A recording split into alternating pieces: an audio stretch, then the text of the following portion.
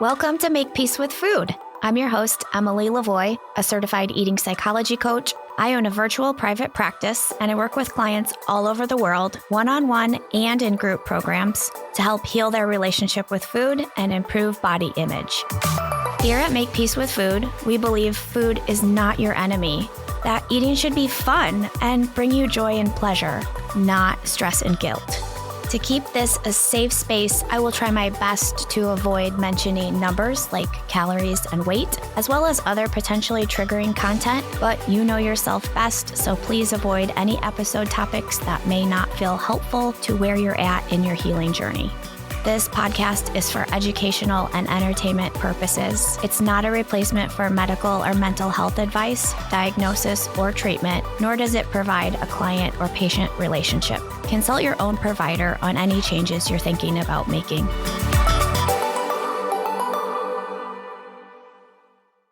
Today's episode is brought to you by my one-on-one coaching. If you're curious about becoming a client and want to learn more about what it looks and feels like to receive support in healing your relationship with food and improving your body image, go to my website, emily-lavoie.com, to schedule a free 30-minute Zoom consultation. Welcome to episode 23. I am so glad that you're here. And before we dive into today's episode, which kind of little teaser, it's going to be directed kind of towards parents, but not necessarily only for parents by any means. And the reason I want to talk about this today is because if you haven't had a chance to listen to the previous episode, number 22 yet, that was kind of also directed towards parents of teens, specifically parents of teens who might be kind of like leery and questioning some of the behaviors that they might see their teens or preteens engaging in, and maybe having some concerns that, is this disordered? Anyway, start there. And then this is going to kind of maybe build on that slightly, but actually cover a totally different topic. Anyway, before we dive into that, a little update about what is going on in my life. I am just getting ready to go on vacation in actually 2 days, and I'm going to Key West.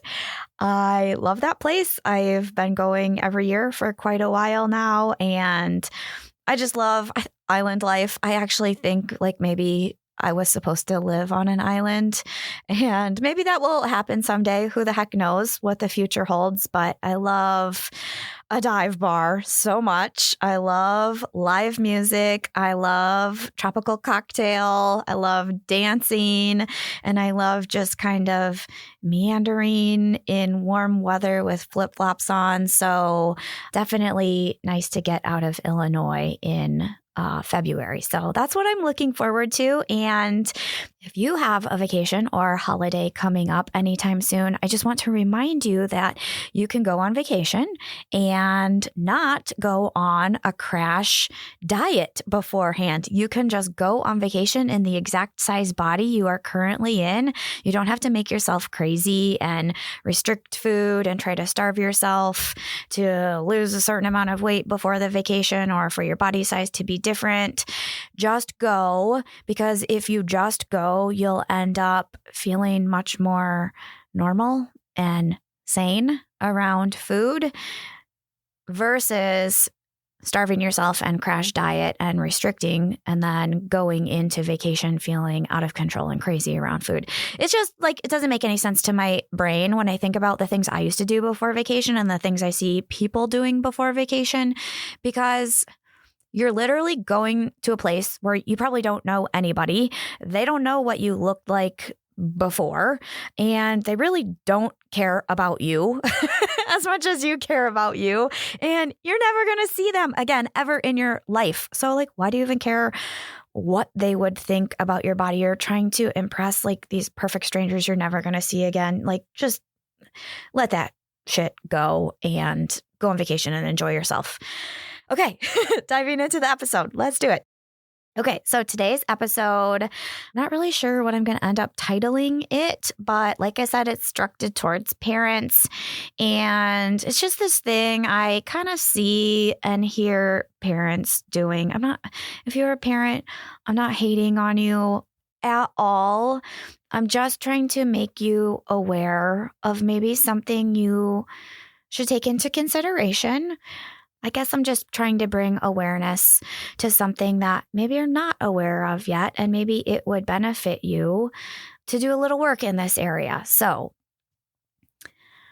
something I see on the regular, people will reach out to me and we'll have a consultation, and they kind of say, in so many words that, wow, I am really struggling with my relationship with food.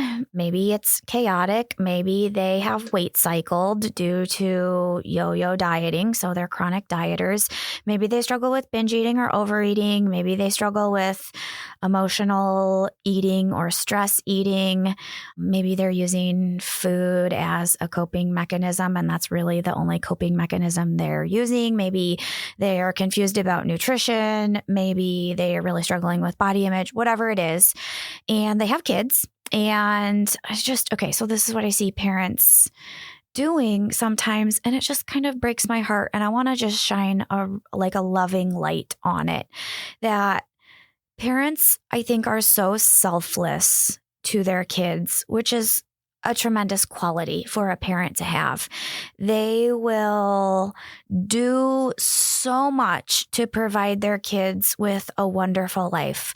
And like I said, I don't have kids, but I have almost all of my friends have children of the entire age spectrum. I have friends with children that are basically newborns, all the way up to friends who have children that are now in college or even out of college. So I see parents with kids that are involved in all sorts of extracurricular activities. And I think it's good for kids to be involved in a sane amount of extracurricular activities that can be super beneficial, as we all know.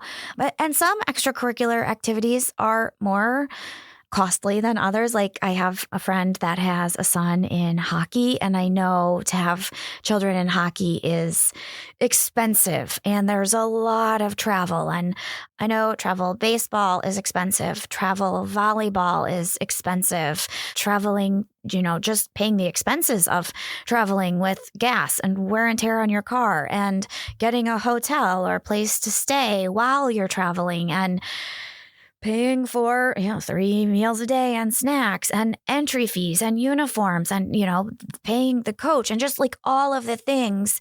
And I know you're doing it to try to give your kids a better life.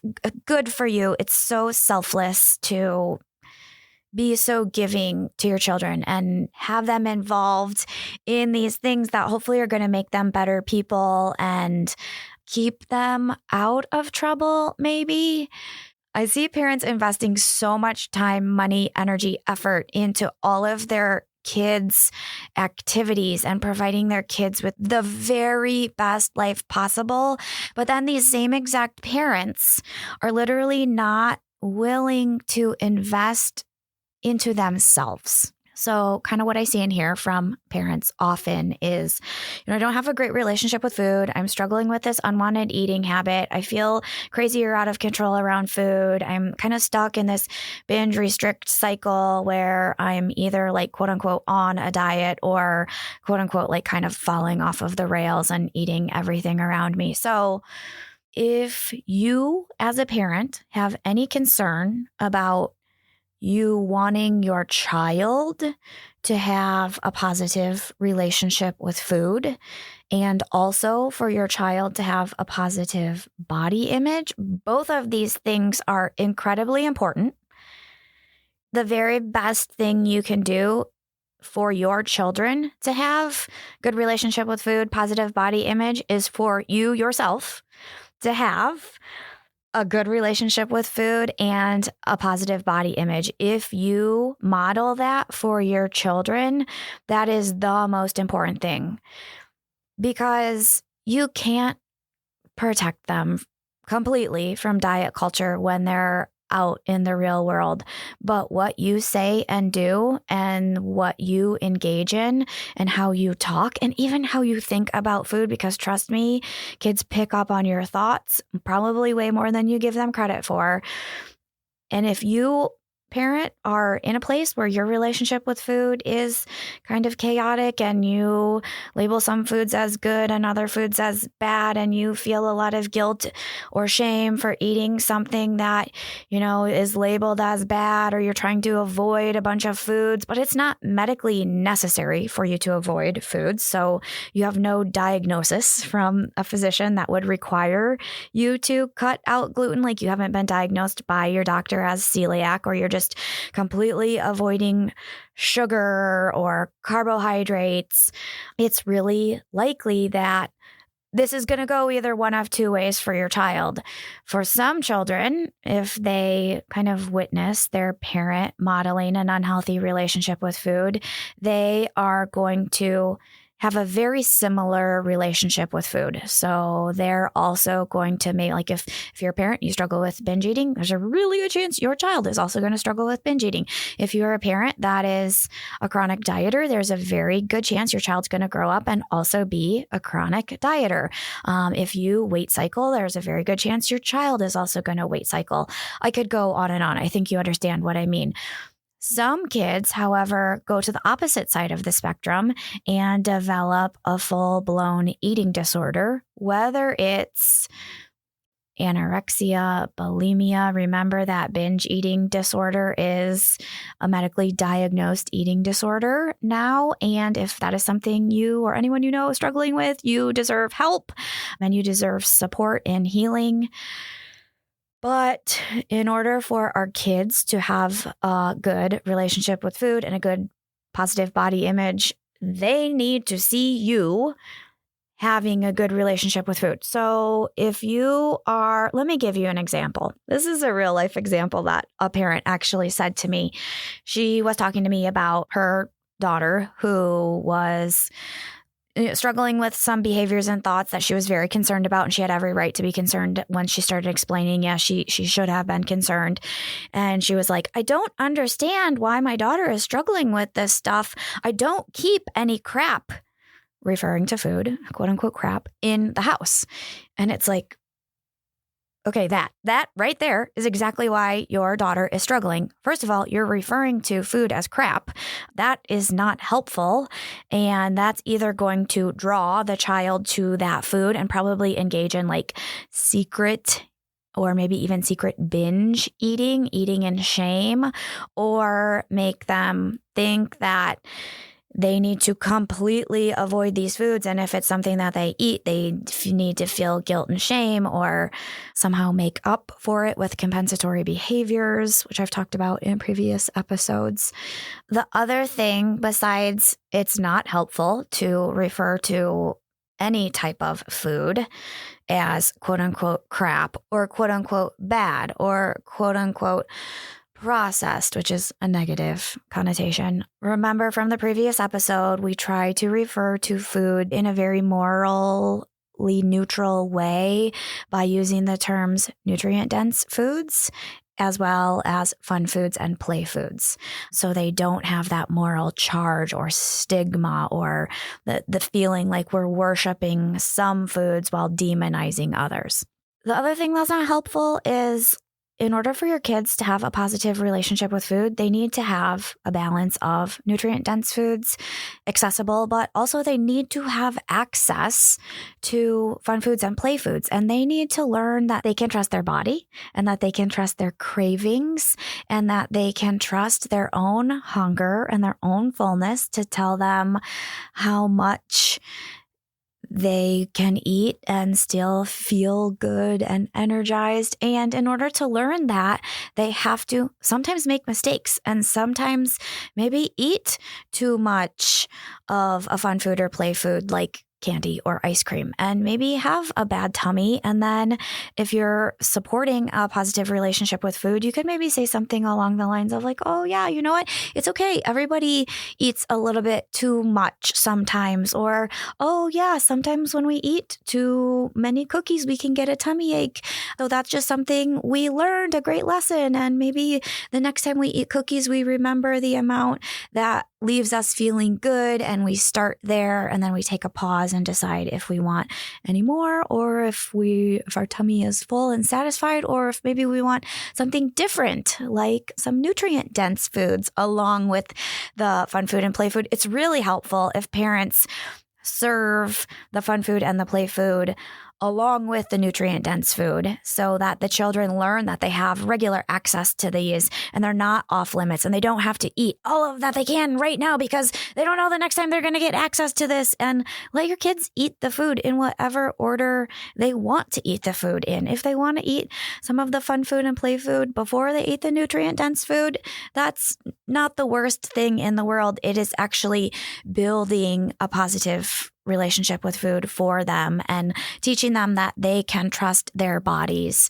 and their hunger and fullness cues, and that their body has a lot of wisdom when certain foods aren't demonized and feel like they have access to them versus the feeling that the food is being restricted from them. Okay, so I think the key takeaway from this episode is if you are a parent and you are struggling in your relationship with food in any type of way at all, whether it's some disordered eating behaviors or poor body image and negative thoughts about your appearance, if you care about your kids and you want to do what's best for them, invest in getting some help and healing your relationship with food, because the very best thing you can do to support your child in having a good relationship with food and a positive body image is for you to heal your own and model to them what a good relationship with food looks like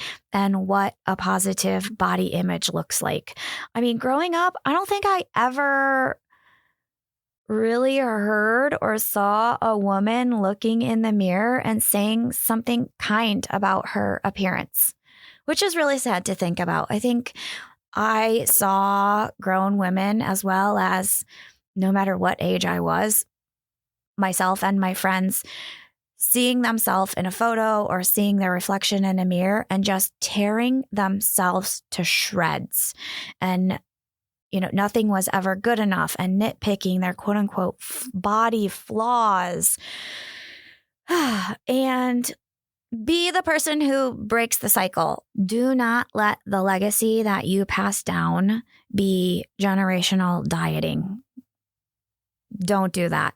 Heal your relationship with food, improve your body image, do the work, invest in yourself so that you can be a good role model to your children. I know it's easier said than done, but you deserve this, and your children deserve this, and your grandchildren, and your nieces and nephews, and your great-grandchildren. It's crazy, the ripple effect that one person who heals these things and puts in the work and makes peace with food.